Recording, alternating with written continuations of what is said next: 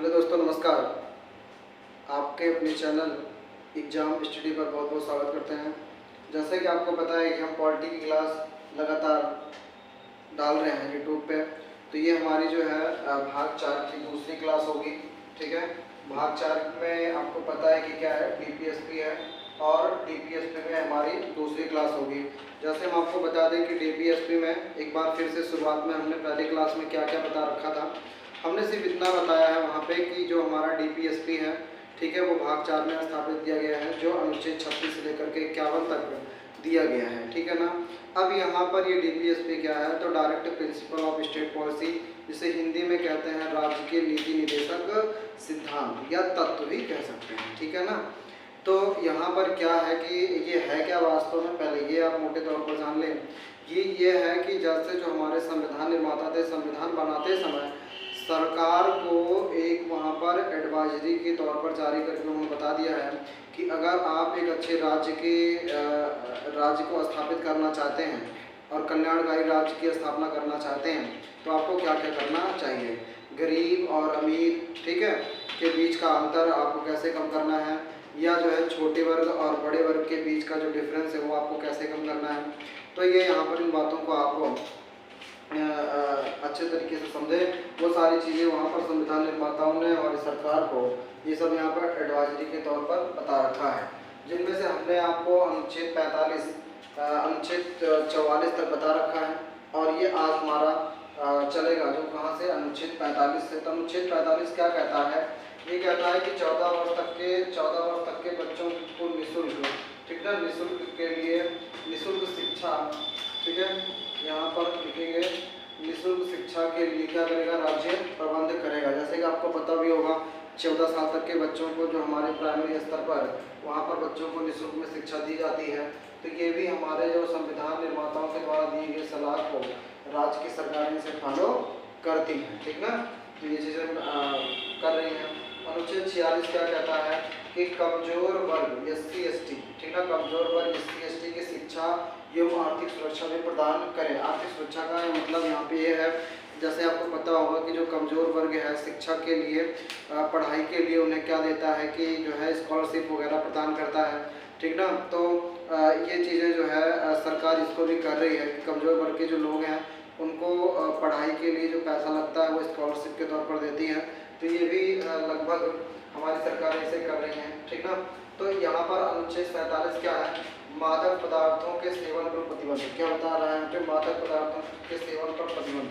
मादक पदार्थ का मतलब जैसे कि कोई भी नशीला पदार्थ है, नशीला पदार्थ जैसे कि आपने भांग, चरस, दारू, ये सब, ठीक ना, ये सारी चीज़ों पर क्या किया जा सकता है, प्रतिबंध लगा सकती है हमारे देश की सरकार या किसी पार्टिकुलर राज्य की सरकार।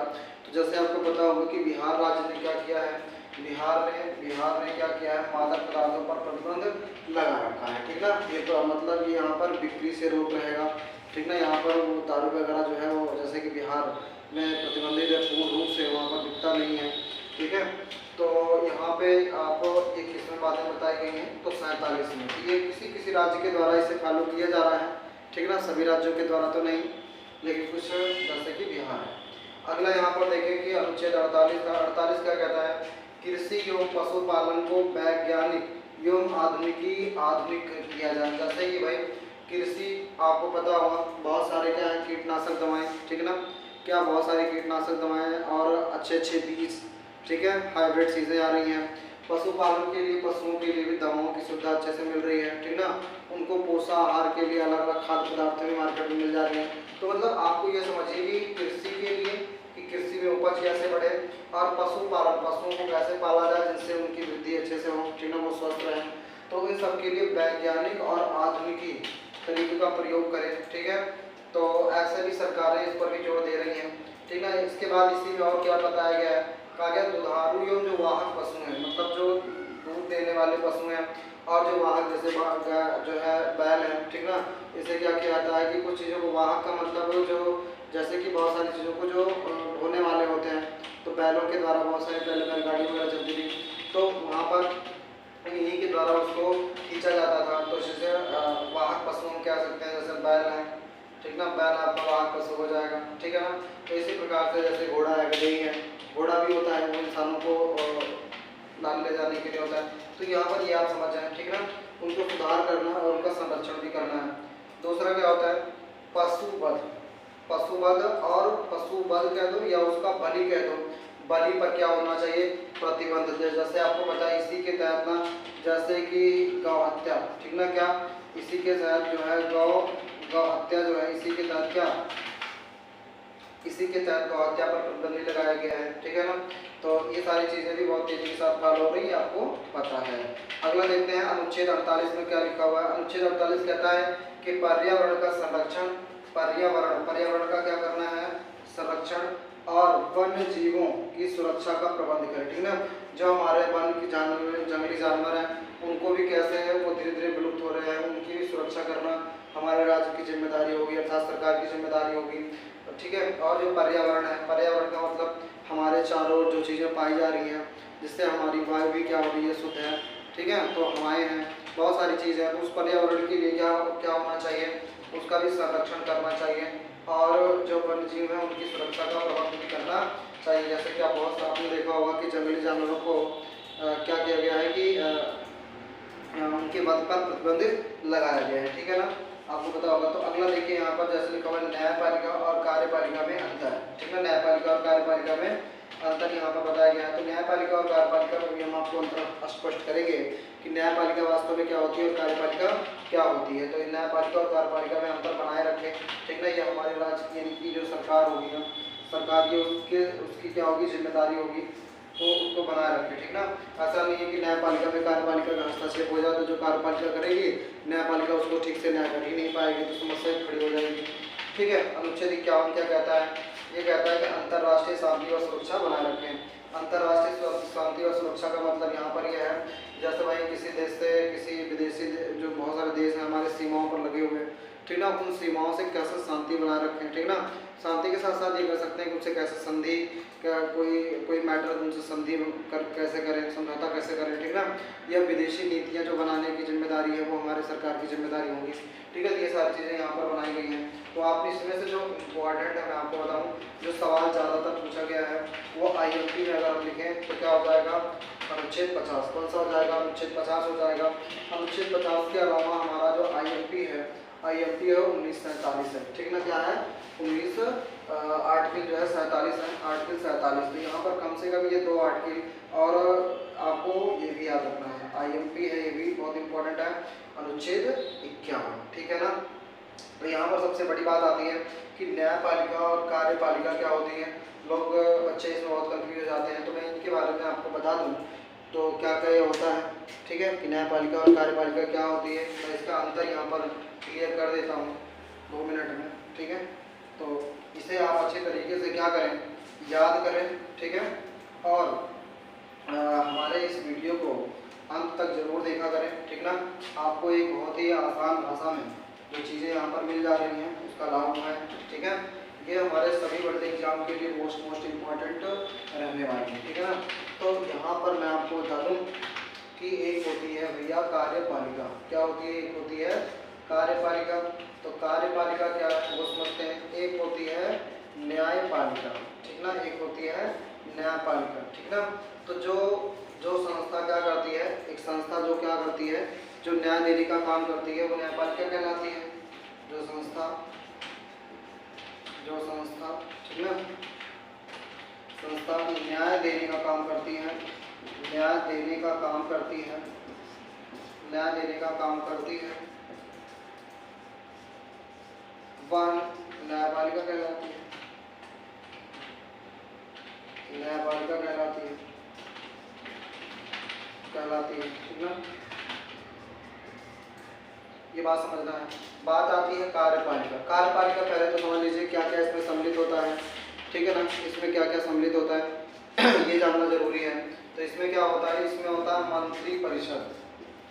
मंत्री परिषद और जो कर्मचारी होते हैं हमारे देश के, ठीक ना, ये मिल करके क्या करते हैं, जो कानून यानी संसद के द्वारा जो कानून होता है, कानून या विधि, ठीक ना, कानून या यहाँ पर विधि को मतलब मंत्रिपरिषद या जो कर्मचारी होते हैं वो क्या करते हैं, जो हमारी विधायिका के द्वारा कानून या विधि कौन बनाता है, अगर कह दिया जाए तो आपको बताना होगा, ये बनाती है विधायिका।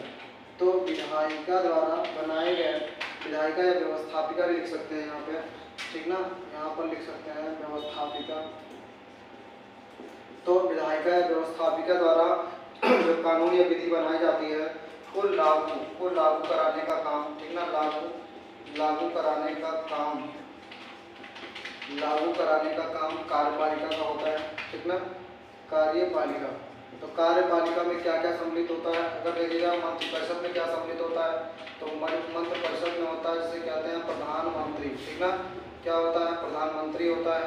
इसके बाद देश का जो कैबिनेट मंत्रालय होता है, कैबिनेट, अच्छा मैं यहाँ एक साथ लिख देता हूँ, प्रधानमंत्री और संसद और मोदी सरकार, ऐसे कर सकते हो कि मोदी सरकार के जितने भी मंत्री हैं, ठीक ना, मोदी सरकार के क्या हैं, जितने भी मंत्री हैं, तो प्रधानमंत्री के साथ साथ यहाँ पर लिख सकते हैं, लिख ही देते हैं कैबिनेट मंत्री आते हैं, इसी में शामिल होते हैं, ठीक ना। उसके बाद होते हैं राज्य मंत्री भी होते हैं। उसके बाद उपराज्य मंत्री होते हैं, उपराज्य मंत्री, ये सभी इसी में शामिल होते हैं मंत्रिपरिषद में, ठीक ना। तो इन्हीं के द्वारा मिलकर के ये क्या किया जाता है, ये पूरी कार्यपालिका होती है जो विधि कानून विधायिका बनाती है, उसे लागू करने का काम ही करती है। आप कहोगे सर की व्यवस्थापिका क्या है फिर, ठीक ना, व्यवस्थापिका क्या है, तो मैं आपको व्यवस्थापिका के बारे में बता दूं। व्यवस्थापिका को ही विधायिका भी कहा जाता है, क्या कहा जाता है, विधायिका कहा जाता है, ठीक ना। तो व्यवस्थापिका का मतलब होता है कि संसद के, यहाँ पर हम लिखेंगे संसद के सभी सांसद, ठीक ना, संसद के सभी सांसद जो होते हैं वो क्या होते हैं, व्यवस्थापिका या विधायिका के सदस्य होते हैं। संसद के सभी सांसद, ठीक ना, विधायिका होते हैं, ठीक है। इस बात को याद रखिए, क्योंकि ये सभी मिलकर के, चाहे पक्ष हो या विपक्ष हो, कुछ भी हो, ठीक है, तो ये सभी मिलकर के क्या करते हैं कि कोई नियम बनाते हैं। अच्छा, इस नियम के द्वारा अब जब ये नियम बन जाता है तो उसमें कुछ मंत्री होते हैं, तो मंत्रियों के द्वारा ये कानून को लागू कराया जाता है, ठीक है ना। तो आप मेरे हिसाब से इन्हें समझ गए होंगे अच्छे तरीके से। तो ये हमारा यहाँ पर पार्ट क्या होता है, खत्म होता है, ठीक है ना। तो ये आपका भाग 4 रहा है। हम अपने अगले नेक्स्ट वीडियो में भाग 5 लेकर के आएंगे, जो किससे संबंधित होगा, राष्ट्रपति से। तो बहुत बहुत धन्यवाद।